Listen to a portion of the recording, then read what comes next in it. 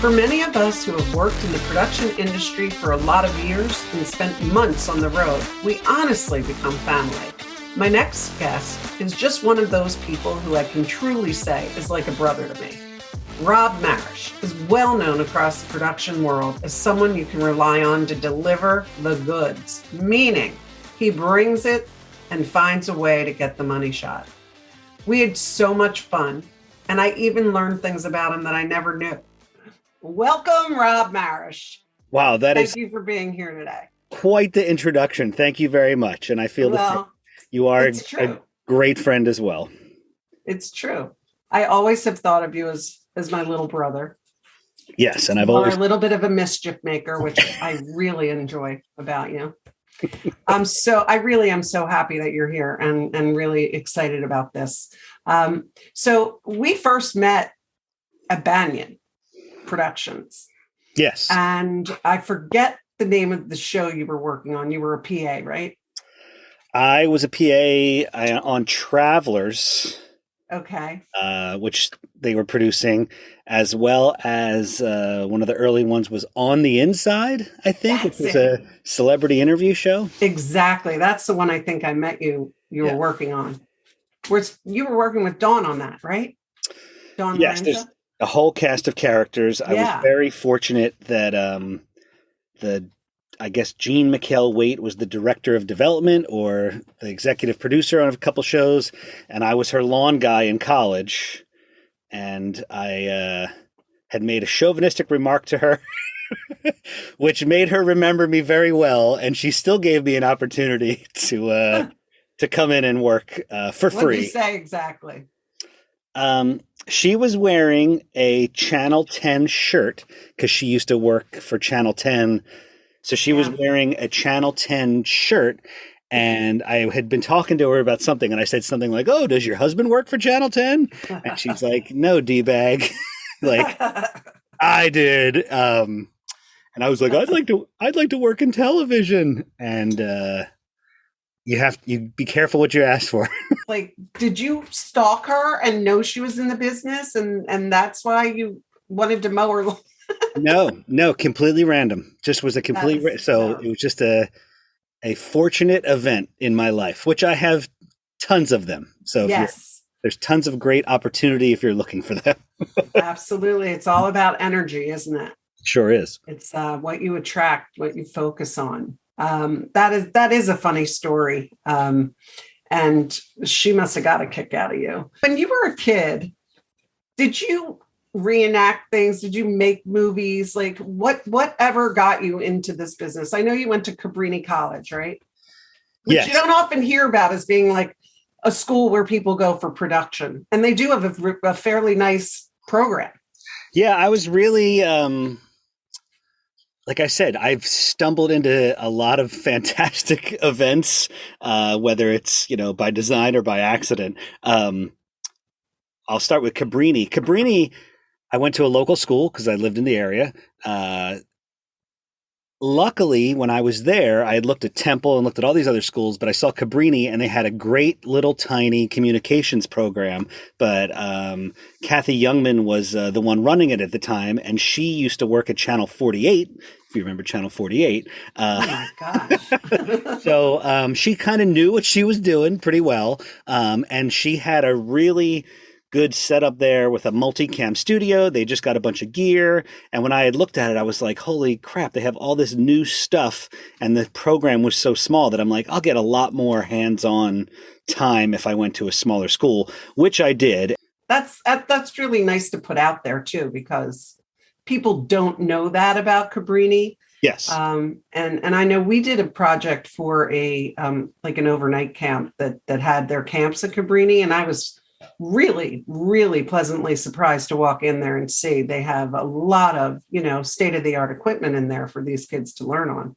Yes, but it's also, which we tell interns when I work with them, it is kind of what you make it, though.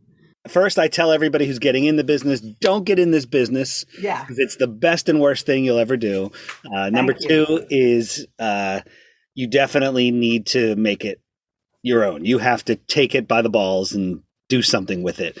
You have to be annoying. You have to be aggressive. You're just going to get walked all over. And Kathy Youngman, actually, it's funny.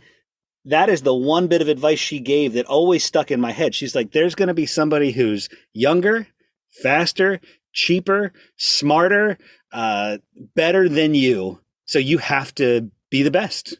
If you're going to do it, you got to be the best or the most unique. Right. You have to stand out in the crowd. That is 100% sure. I got lucky, though, getting to Cabrini. My parents let me play with their video camera as a kid. Mm-hmm. I had a group of friends that were all a bunch of derelicts, and we used to make stupid home movies and do a lot of dumb shit. And, you know, we rode skateboards and BMX bikes and played in bands. And my parents just let us have the video camera, and we did a lot of cool stuff. And I was like, I want to work in TV, but I had no idea what that even meant. So I also got lucky in high school that KYW had a program where they had high school students come in and record their own news segments. So I went to KYW for a little bit and did some stuff there. And then I was an intern at WCAU Channel 10 as well. So I did work at the news desk in high school because I just knew I was in, and weirdly these opportunities kept popping up and I just kept taking them. At Cabrini, I got pretty lucky that one of the guys I had been going to school with was a year or two older than I was, Gary White. And Gary graduated before I did, and he started working on the show Medical Detectives. Right. And Medical Detectives, which I can't believe is actually still on air as the Forensic Files. Exactly. And it kind of spawned all of these medical shows. Gary got me in there as a PA early on. And the production manager let me do kind of whatever I needed to do to get the job done. So we were doing all the recreations for crimes. So I would get stacks of crime scene photos, and I would have to make these sets and prop them out. And then because I had a little construction experience, I would build the sets because they had a basement there. And then they started letting me AD. And we just learned a lot from working on that for years. And then I had two prongs of the career. Gary White got me going down that way, and Gene got me going the other way in reality. So I was kind of working in a little bit of film, recre world, and then, television world with Gene. And then... So wait a second. Hold on. You were working at Medical Detectives when you met Gene? Yes. So you were freelancing then? You were a freelancer there, you were mowing lawns, and then you also met Gene, and then you were freelancing at Banyan when you started? I mean, she let me come in as an intern, but what had happened was I made a couple great connections. Mike Perlman was a director of photography there. He had just bought all of his own equipment, and I took care of it meticulously to the point that he started requesting me to go on jobs. That was number one. And then at Medical Detectives, Anil Srivatsa, the PM, he just kept hiring me because I could just do so much stuff that he was like, oh, you're just the problem solver.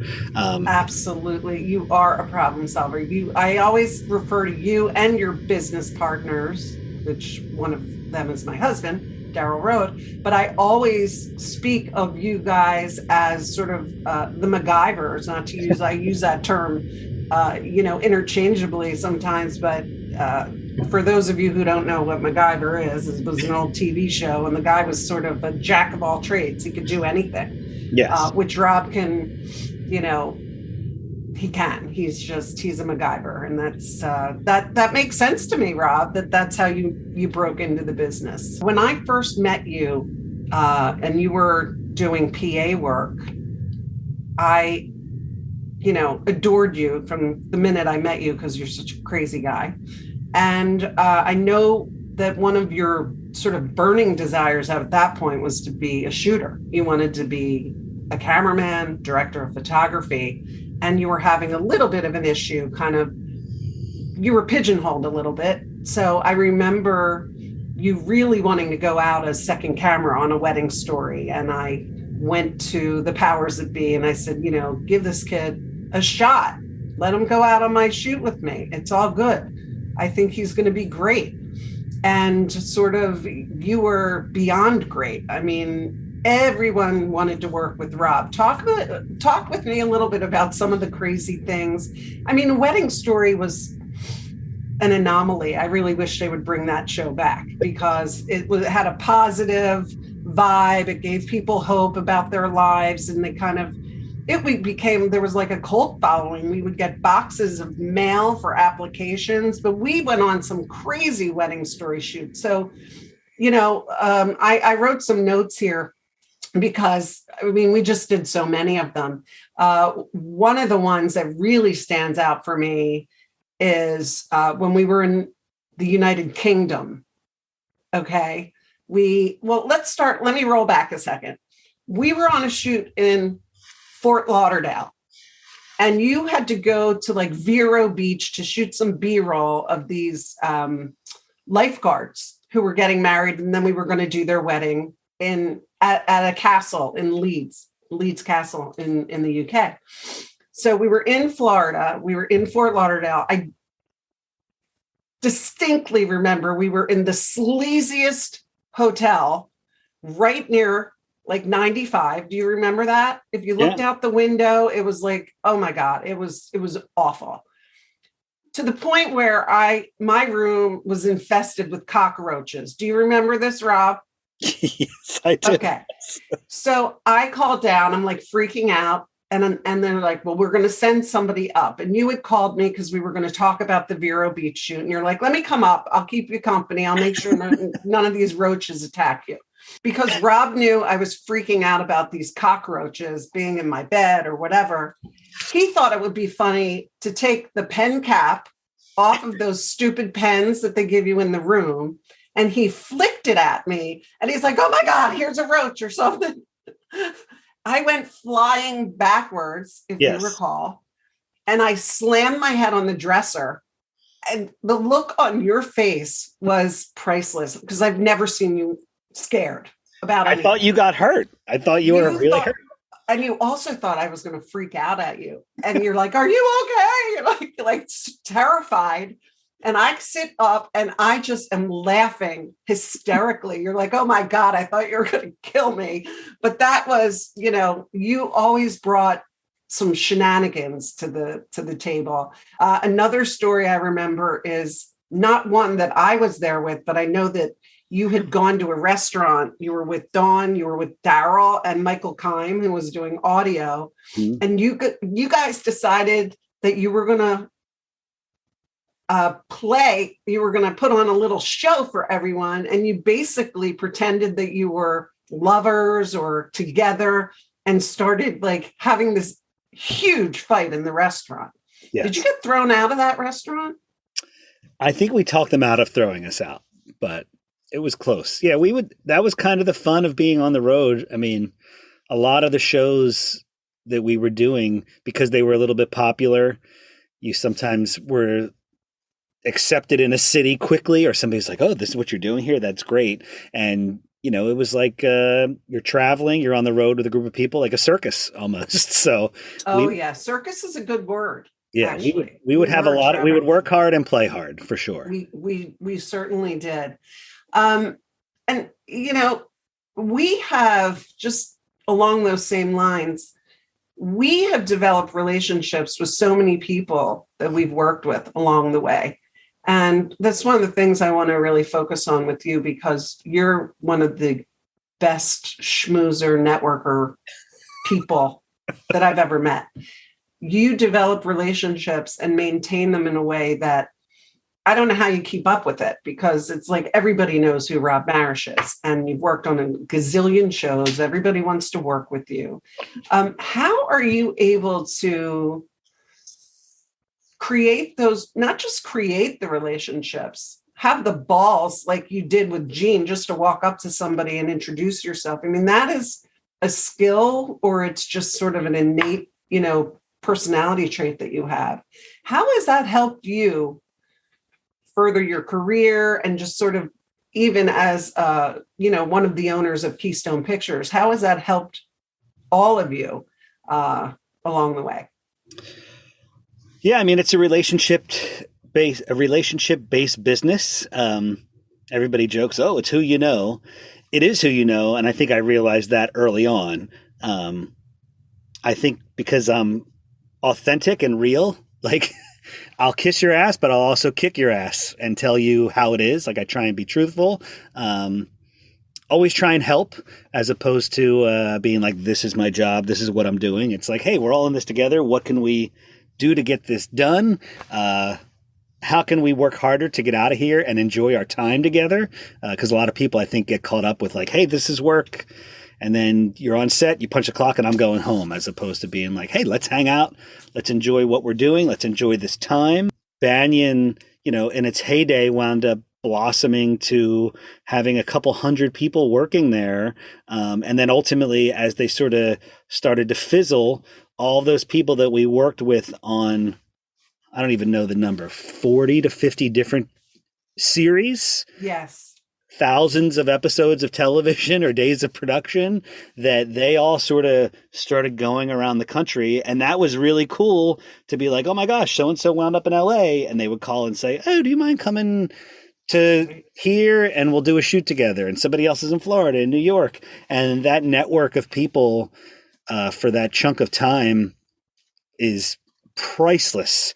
I mean, it's kind of, television is a little bit of a battlefield. So you've gone to battle with these people. You've spent a lot of time with these people, nights, weekends, holidays, airports, drinking after work or up early for breakfast together. Right. And they become your family. And I think I definitely thrived on those relationships, which is why I like creating more of those relationships. It's unfortunate there's not enough time in the day to get to everybody, but if any of those people call, it's like no time. Like, hello? Like Yeah. Immediately you jump for the phone. Yeah. Absolutely. I made a note for myself to ask you do you see our lifestyle, especially working on a reality TV show, do you see it as a trade-off or a sacrifice? Because you would go away. Let's just say, for instance, you have been the DP and director on many reality TV shows and have gone on the road and been away from home for 3, 4, 5 months at a time, maybe coming home for a couple days or flying your family to see you. Like, is it both a trade-off and a sacrifice? Yeah, I mean, I try not to look at it with a negative connotation. Mm-hmm. It's a lifestyle. And I don't think your kids don't know the difference, because that just is the reality of it. Right. Your friends and family know the difference for sure, that it just is kind of what it is, but it also comes with a lot of cool perks, that you do get to travel and you do get to see the world in a different way. And sometimes it's like you said, hey, let's go to England for this shoot and then stay a couple days in this castle and hang out because you have the access to it, or wherever. I mean, name a location. We've covered, I think the only continent I haven't been yet is Antarctica. So you'll get there. I know. That was one of the things that I was going to touch upon too, is you have traveled the globe, you've been to multiple countries many times. I've always had sort of this envy for, I should have done something else so I could just be out in the field all the time. But you really have covered so many extraordinary stories in your career. So how many countries? Wait, is my career over? No, okay. It isn't. But seriously, wait, let me go to that question because you jumped ahead. No, but you've been to so many places. Some have been totally fascinating to me. So Cuba is one of them. Yes. You had done a shoot in Cuba, and I've always wanted to go there.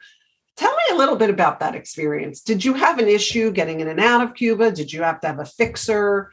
Were there any moments where you were, worried about your safety or the gear safety or anything like that?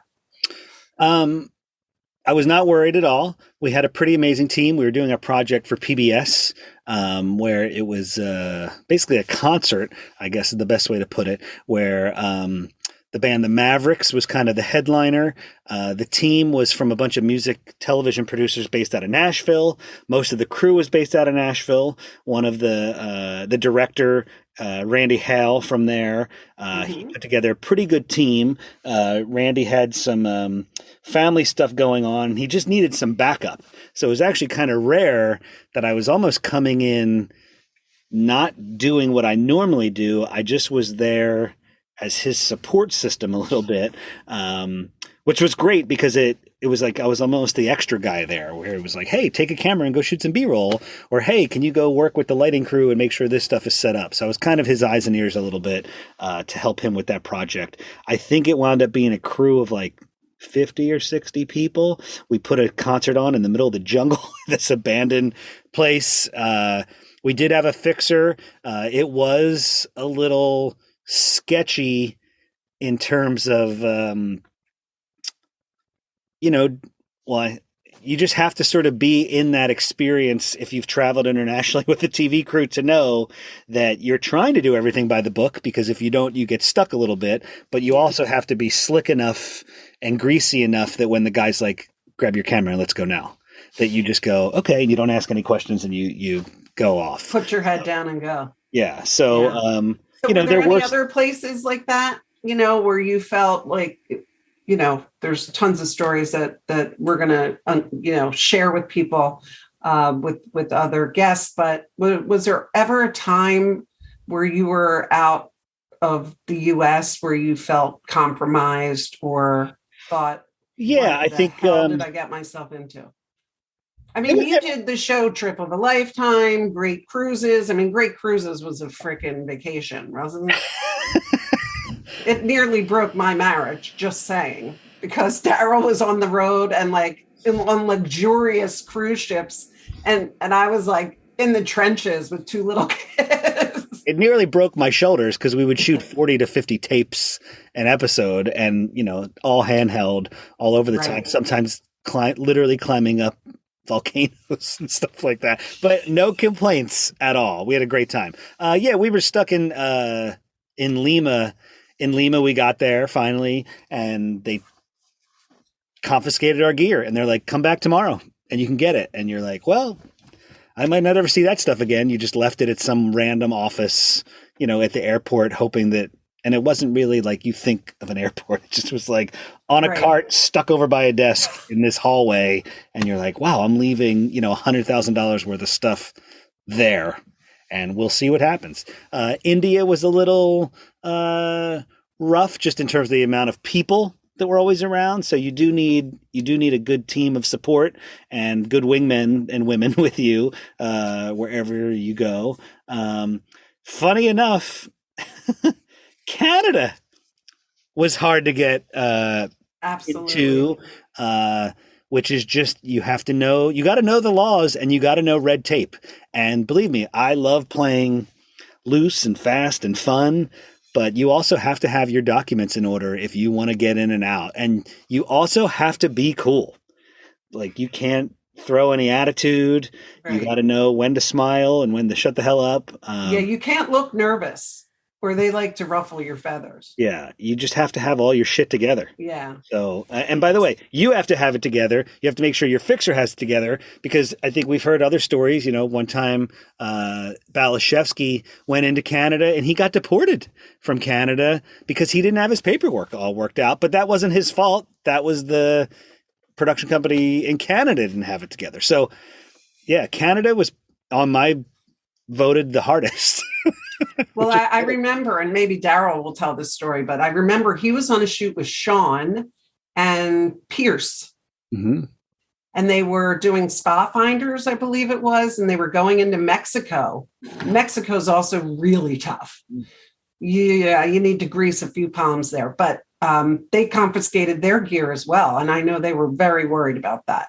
Yeah. They almost had to turn around and go back. So, yeah, you do have to be buttoned up. So let me just move on a little bit, because you talk about, just staying centered and positive and focused and keeping a good attitude, you pretty much have this never say no attitude about everything. If somebody asks you something, absolutely, sure, we can do that. I really rarely hear you say no. So how do you stay clear on your why? And, I'm channeling a little bit of my Tony Robbins stuff, but how do you stay clear on your why and what you want out of life and developing all these things and, keeping that positive attitude, because that all rubs off onto the people who are around you. You know as well as I do, when you work with someone who's difficult director, difficult talent, the air in the room is just different.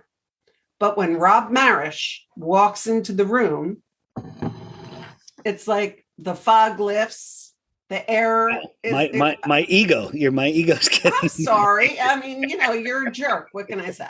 I can be. You're not a jerk. Anybody can be a jerk. Listen, there's lots of stories of me being bitchy or whatever. But the bottom line is you seem to be able to maintain this, again, never say no attitude and positivity. How do you do it? That's a great question. I'm going to probably bounce around with it. I think the easiest way to start was when I was 13. I had a younger brother who had died, and I had a lot of death early on in my life.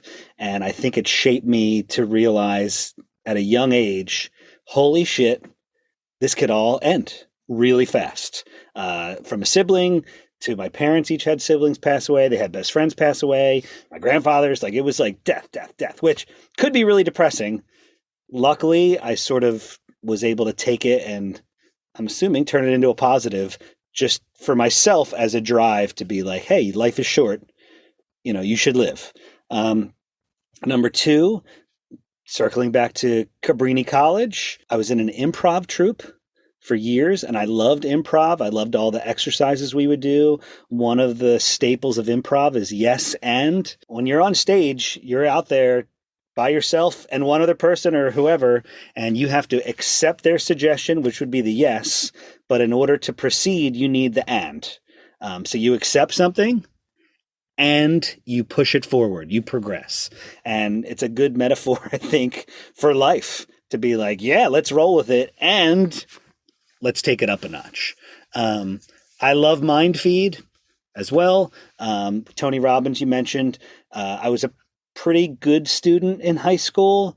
My dad got me this class, Where There's a Will, There's an A. I don't know if you remember this program or not. No, I never heard of it. I was pretty good, and my dad said to me, he goes, well, if you're already a great student, what would happen if you took a class for bad students? Could you even push yourself higher? And that's how I sort of got introduced to Mind Feed. And then I started the whole Tony Robbins, Wayne Dyer stuff. And, you have to take some of it with a grain of salt, I guess. Right. But I still to this day listen to it, positive affirmations. I also do a lot of yoga. And that was just more of, I had to do yoga because of my body. This job is physically demanding, whether you're sitting on an airplane or a car for 15 hours in a day, or you're carrying a camera for 15 hours a day. Yeah. You need something to sort of, stretch out and recenter. So that's sort of how I keep it positive. The active positivity just comes from, I think we all have those people that we meet that you feel better when you leave them. And if you realize that, it's like, well, shit, maybe I could be that person that when people leave me, they feel better. They feel empowered. They feel like they had a good time or a good laugh. So why not spread it around? Smile's infectious, right? It is. I love that about you. So you met Ty Pennington, who is perhaps one of your best friends, right? You've been friends with him for a very, very long time, and you do a lot of work with him. How have you been able to, and obviously he's just one example because you're very close with him, but you've worked with a lot of top name talent. And so how do you navigate those waters, with your personality? How do you do that? It's another great question. They're just people. So Right. sometimes you connect with people and sometimes you don't. I mean, I think he has the same childish attitude when it comes to doing mischievous things, which clicked. And we have a couple other interests in terms of travel, surf, photography, music, that kind of stuff. Other times, some people just like to deal with somebody that might not be kissing their ass or Right. might not be painting the fluff on. Right. You get to that point where I think some people also just know, like, oh, this guy knows how to do his job or this girl knows how to do her job. Like, great, done, next, let's cut through the bullshit, get it done. Great, I trust that guy. And as you know, working in this business, you start to develop either a shorthand or a familiarity where you want to just, it's easier. Hey, I can work with Jody because I know that while she's doing this, I'm off doing this, and she knows I'm getting it done. I know you're getting it done. Great, we're doing it. And I think that translates no matter what level. Right. And we've all There's a level been, of trust. yeah, It's trust. it's trust. But that's not Because just celebrity. right. That's down to the interns. And I always even say to the interns, I'm like, let's not even call you an intern because it has a negative connotation. We should just call all interns production assistants. And we need to teach them how to navigate these waters. Yeah, some of them are going to be great. Some of them aren't. But hey, we all know we're going to be working for that person in the future somewhere or with that person. Right. So why not shape them into the kind of person you want to work with again and again, I know that you and Keystone Tie, we've all done a lot of philanthropic work as well. And one of the amazing projects that you guys worked on together was, how do you say it? Abode, yeah. That was such an amazing story. Can you tell us a little bit about that? Because that was really touching. And it looked like you had a lot of fun. We always have fun. Always. Yeah, Ginny Shiverdecker had met Ty, and I think his agent was trying to get Ty to help with this cause. Abode, they create small structures in an efficient and economical way and put them in places that need homes, but they're not like your average home. There's something that can be almost built in a day. They're almost like these little kits. And it was developed by a designer, I believe, out of South Africa, whose name, by the way, is Jacques Hammer. His name is Jack Hammer. That's fantastic. I'm not kidding. I'm serious. But it was kind of like, hey, if you kick in some money, we can get some match funds. And Ty was into it. And then they're like, well, why don't you guys just come along and help document this? And, we figured out a way to sort of make it work that, we could come and help spread the word and also put some time in. So we went to Tanzania and we built a micro village. We built a birthing center and we built some teacher housings near a mission or in conjunction with a mission in the area. And then, of course, while we were there, the company was also promoting the idea of this like philanthropic tourism thing, which is like, well, if you're going to come put the time in and help some people, you might as well do something really fun. We went to a mirage, I guess it was, in the middle of the desert, which was like really neat. It was amazing. Andy and I went, shot it. We helped build it. We enjoyed it. It was really a good time. It was a lot of work, a lot of sweat for sure. It was a big trip too. It was a long trip. Yeah. But that's why I wanted to talk about it, because so much of what we do, people think our jobs are glamorous. Oh, you work in TV, you work with Ty Pennington, Robert Irvine, whatever it is. Oh my God. We don't often hear about really what goes on behind the lens. When that camera's off, even in, let's say, Trading Spaces, how many of the crew put their cameras down or put their audio bags down? We're like painting in the background.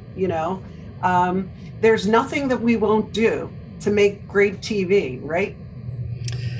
Yes, and that still happens to this day, and I think that's why some people work. Some people work with the same crews again and again. It's like, this is a little bit of an addiction, television. But it's also pretty it's tangible to say like, wow, if I do this, you will see this. And then there it is. It winds up, on television. The world is obviously shifting. The industry has changed so much. How do we, in this ever-changing world where content is king now, right? There's so many places to get your content out in the world. And people are accepting of footage that we may think is inferior because they're not using a real camera, as we say, like they're using their iPhone. But people are making movies with iPhones. Where do you see this industry going, like long term? I mean, there's cameras now, they're all, controlled by a joystick. You don't even need a camera person. Like, how does that affect us moving forward with what we do? I mean, obviously we have to keep growing, right? We can't be stagnant. Yeah, I mean, I think it goes back to something I know we've talked about before. We're storytellers. So these are all just tools and different platforms for ways to create your story or places to stick your story. Does it matter if it's on TikTok shot with a phone, or does it matter that it's a commercial project, shot with the newest red? They all have their place. You all have different needs for it. There's different timestamps for it, for like how fast you need it. Do I have to edit it on the phone? Do I got to do it this way? But we're storytellers, and that's kind of what you have to start with at a basis, is like, what story am I telling? Where does it need to go? What does my audience need to see? What perspective am I telling it from as well? Because I tell the story a little bit differently than somebody else might. The way you shoot it, the way you edit it, the way you write it. So it just is, what is my style? What is the way I'm telling the story? What is the platform for it? I lean a little bit more commercial for sure, in terms of like, very simple aesthetic, very television, I guess somebody would say. But it's changing, but it's still the same. And it always all circles back. And it's funny when, I was screaming at somebody about it the other day because I think I was paying for YouTube, a YouTube subscription. And I'm like, YouTube just became cable. I can't believe everybody's trying to cut the cord. And now we're back to exactly something else doing what cable did. And I think you just see that it's pretty much cyclical and it's all the same. But you're right. You do have to stay fresh. You do have to innovate. You can easily get aged out, pushed out, but hopefully your relationships and your progress keep you in check. Obviously, as a producer and a production company, owner, and for Keystone, we come to things in a different way because we've had experience in the field and in the office, and we make sure that we're taking care of our people. But that does not always happen. It doesn't, but I'm probably the wrong person to talk to about it because I've always pushed the envelope. I've always stood on the roof. I've always leaned out of the helicopter. Skied backwards down a hill with the camera on your back in Utah. I remember distinctly saying, kayak through the swamp with the camera, without any safety gear. So I'm kind of a little bit, like I said, I play it loose sometimes when I probably shouldn't. So luckily, I've been very fortunate that, I haven't had anything major happen. I know some people haven't. It's tough though. I think as I've gotten older, I've realized, man, I wish I protected my body more. Just in terms of all of the crazy abuse we've done. But at the same rate, I'm using this thing. I'm riding it out to the end. I'm turning this body in battered and broken and used. Well, let's talk a little bit about something that maybe not everybody knows about you. I mean, your closest friends may know, but maybe not everybody in the business. You are also a musician and have been in a band. Am I good to say the name, or do I have to keep it out? No, go the for Hairy Areolas. Mm-hmm. I don't even know how you came up with that name, but I don't want to know. Okay. We want to keep it a little clean. But talk to me about that. I mean, you have so many really cool interests. You know, you're investing in real estate and you're a surfer and okay, so you are in this band, Harry Areolas. You're actually working. We were talking earlier about Paul Martirano, Mhm. who was a stalker on not The Voice, on American Idol. American Idol.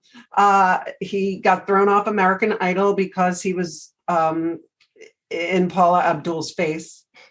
And you guys are nuts when you're together. And yet, if you met Paulie Nipple, if you met Paul and he's playing the piano in Atlantic City and dueling pianos, you would never think of him as being this like kook.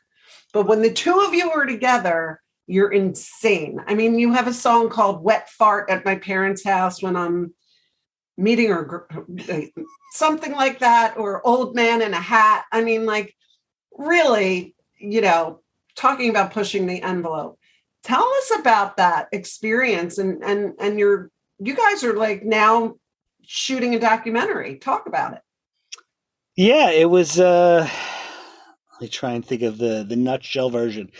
We met in college in that improv troupe. We both were interested in television. I had been playing in a bunch of punk bands.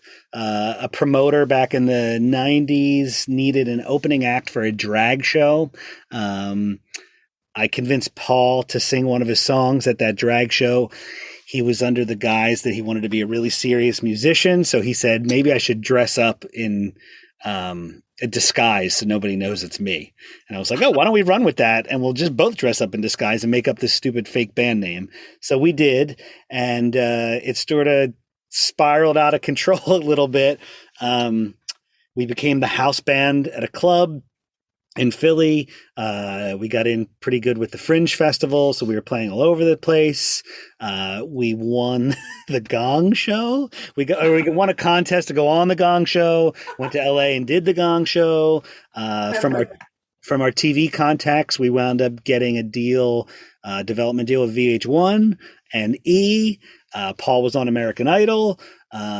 We had a lot of weird success for being two douchebags that, just sing dick and fart songs. Oh my gosh. These Wait, alter what egos. are some of the other Oh, it's all just foul perversion. Yeah. All with love. That's the funniest part about it is it all sounds pretty crazy, but as we've been shooting this documentary, you realize you're like, wow, all this humor and filth is actually exposing how fucked up other people are, and how we're making fun almost of their hatred with comedy is kind of the idea. When are we going to get to see that documentary? That's a great question. It's been stalled because of the pandemic. We're waiting for some license and clearance issues. Mm-hmm. Some of the stuff we've been on, we've been going through footage, and hopefully a year or two, it'll be all wrapped up. Awesome. I can't wait. All right. So you're also into this really weird thing called corpsing. Can we talk about that in public? Sure. What the hell is corpsing? You have a freaking website? Like, what the fuck is corpsing? Yeah, it started as a joke between some of us where... on a shoot? Yeah, when you're a photographer, you might be setting up the most beautiful picture.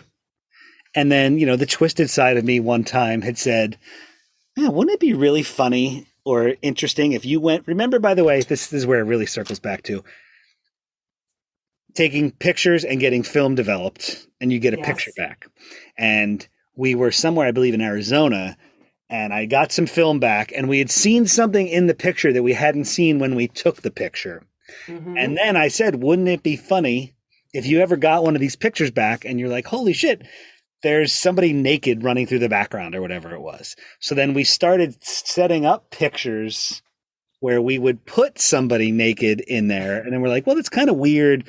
And we're like, why don't we just make them like they're a naked dead body, which I know is twisted and sick, but there's the funny part is this is not the perverse side. It's more of just the how weird that is.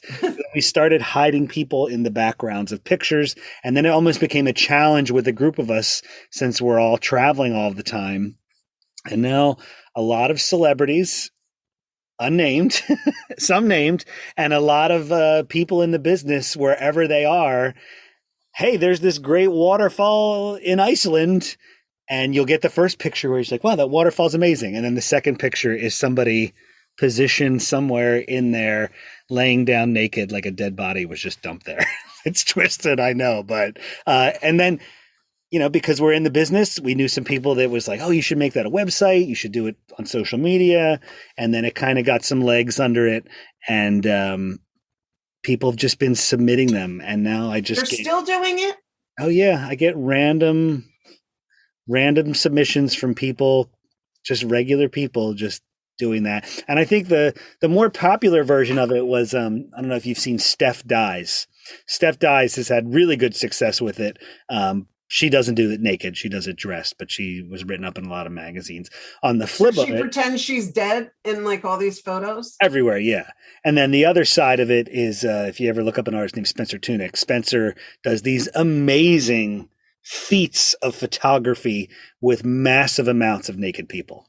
It's phenomenal. I mean, it's crazy stuff, and a lot of activism and bringing awareness to a lot of causes. So I have heard of that person. They have like these like meetups or something, and they're all naked and making a statement. It's pretty cool. Pretty cool. So yeah, where do you see that corpsing website going from here? Is it just like a fun outlet? Are you going to do anything with it? I think it just was do a documentary about corpsing. It was just a fun idea. I mean, who knows where it could go? I thought it would maybe take off in the college crowd more, just as like a dumb challenge, like planking, naked version of planking, Yeah. But hey, we still have plenty of time. Back to the relationships too, is when the pandemic hit, I had just finished, we had finished that Reels shoot and we were going into post, and I had just finished working on the dermatology series, The Gist. And so I was going into post, and literally they had just started talking about this virus, this thing, coronavirus. And I remember going to the Philadelphia Flower Show with my friend, and I said, should we be going? And, oh, we're going to be fine. And it was packed. I mean, there were still a lot of people, and that was like the first week of March. Then all of a sudden we hit a wall. What I found to be really amazing, heartwarming, and just phenomenal is that as a group, you and your business partners, Daryl, Andy, Tim, yourself, and then all the people that work for you, you weren't willing to lie down or corpse. You actually rose to the occasion. You locked in on each other and your relationships together to, obviously you were already streaming, but you wanted to pivot and find a way to continue to maintain momentum in your company. And you guys did an amazing job. Talk a little bit about pivoting and just being resilient in a very challenging, screwed up world that we're in right now, because it's not just about the pandemic. I mean, there's so much divisiveness, and yet you guys have this culture in your company where you're lifting people up all the time, the people that work for you, the people around you. It's really amazing. Well, thanks for recognizing that.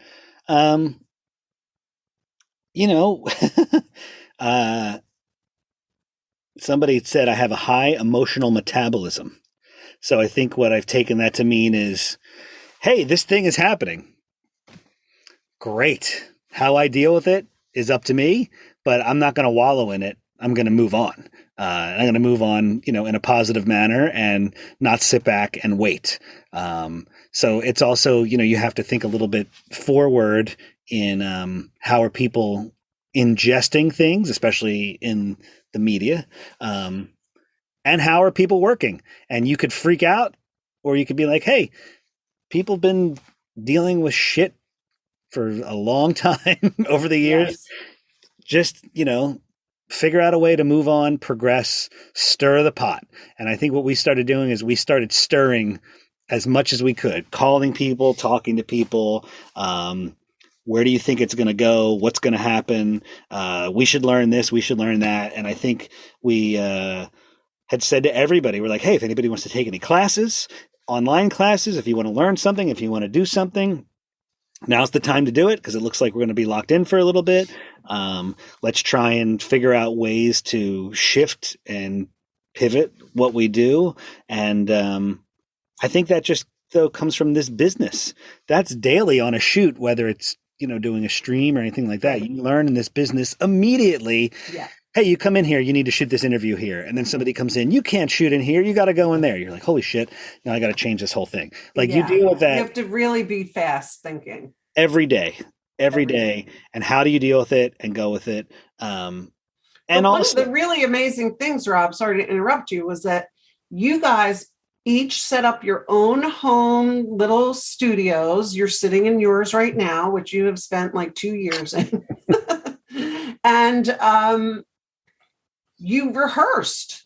You played around. Everybody took a turn being sort of, the actor or the talent. I remember Tim was in his car one time driving down the road, talking about, the vehicle. If you look at this industry, especially some of the specific things we've done with working on food shows or home improvement shows or whatever, and also working with a lot of medical companies or drug companies, other batches of entertainment, that we just kept asking, well, what the hell else would somebody want to try? Would somebody ever want to do a car review live from their car? And could you pull it off? Technically, let's figure that out. Hey, could you pull off a remote recording, by sending somebody a package of gear and dialing into their computer, and they don't have to do anything because they don't have the technical prowess? Yeah, let's try it. Like, we just kept saying, let's try it. Let's try it. Let's try it. And then every time we tried, we told people we were trying it. So it's kind of that, and I know we really haven't touched on it, but it's a business thing, because I love business as much as I love television. The idea of marketing and business, where it's like, tell them what you're going to do, tell them you're doing it, and then tell them you did it. And we were doing that everywhere. We're not the best always on social media, but we know boots on the ground, pick up the phone, somebody a text message, send somebody a link. And I think we just got to the right people, and we're connected with the right folks, that somebody was like, hey, we need that. Hey, we need that. And also we recognized the people that weren't, because we called everybody we knew and said, hey, can you help us with this? What are you doing? And some people were like, I'm not doing anything. I'm waiting. And it's like, well, sink or swim. You know what I mean? And when you confronted with that, I was like, well, I'm not going to sink. I have to figure something out. And luckily, we had an amazing support system. We had some amazing minds, and everybody was willing to experiment and try something new. And it's been really fun. It's been some days ripping my hair out. Technology is tough. Doing like 15 live streams in one day or some craziness. We have. I know you really have been spearheading that whole, I would say it's now a division of your company. I mean, it really has taken off, the whole streaming. And I know you're really good friends with Amanda Freitag, who is an amazing chef. So you love working with her. And didn't you experiment with this whole thing with her at first as well? Yeah, she, once again, another relationship which helped us tremendously. She had been doing some in-person experiential work with an agency called Zinc, and she introduced us to them, and they were pivoting as well from completely in-person to virtual. And she was like, hey, these guys do this, you guys do that, you should talk. And we finally had the time to talk, and then basically we now are working with them, in their Zinc Live division that we are handling, their production. So it's been, once again, an amazing relationship, spawned another relationship, Exactly. And that was the whole point of asking you about relationships, because It really is. And without marketing and tons of social media, you guys still grew your business. And I'm not saying, that you shouldn't do all of those things, but really word of mouth and our reputations, where you've heard that statement, your reputation precedes you, Yeah. right? I mean, it's a I'm sure. very, as big as this industry is, we all know it's incestuous to a certain extent. Yeah. And if if you don't develop these relationships and maintain them, it's a disservice to you. Yes. Yeah, I'll go back on it all the time and say, well, we need better social media. We need better marketing. The way we combat that, though, is that we have become a pretty interesting tool in the box.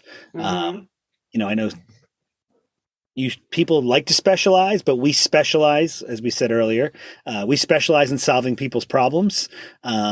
On all different kinds of levels, and a lot of them are technical. And that word spreads where somebody's like, man, I want to do this. And somebody's like, well, you should call these guys because they'll figure it out for you. And Yep.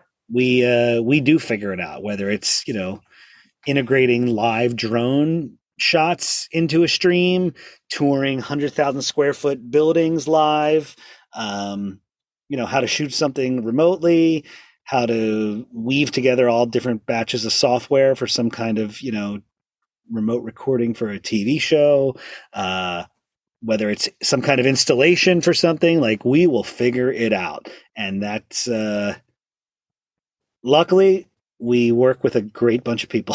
So. You do, but you're a fearless leader. We're going to wrap up because you've been very patient and I'm so happy that you allotted this time with us. But two things.